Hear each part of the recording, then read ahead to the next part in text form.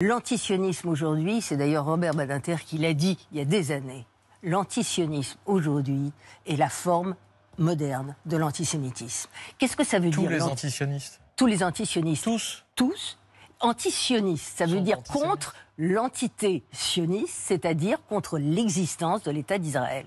Ce qui est parfaitement légitime et parfaitement accepté par la communauté des nations qui a reconnu l'existence de l'État d'Israël il y a 75 ans. Et personne ne remet en cause l'existence d'un État.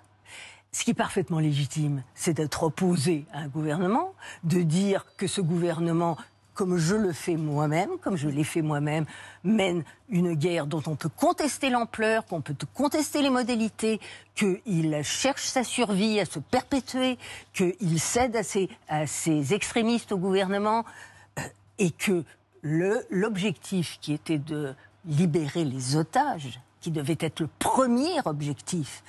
Vous voyez, je porte un pins pour les otages. C'est le pins qui dit qu'il faut se souvenir des otages. Eh bien, les otages, il y en a 133 encore qui demeurent. Et ça devrait être la priorité absolue de la communauté internationale et du gouvernement israélien. On a le droit de critiquer ça, bien sûr, mais pas de remettre en cause l'existence d'un État. L'antisionisme, c'est quoi? Leur slogan, vous l'avez entendu, de la rivière à la mer, from the river to the sea. Ça veut dire que toute la bande de terre, qu'ils eux appellent Palestine aujourd'hui, fait fi de l'État d'Israël.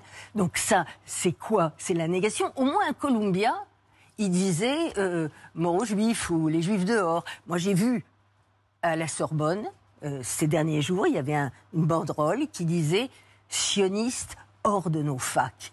Mais qui disent « juifs hors de nos facs ». Qu'est-ce que ça veut dire? Que l'hypocrisie, elle est absolue. Les mots ont un sens. Alors quand je vous disais que j'étais consternée, je suis concernée par ce niveau-là, et je suis en colère.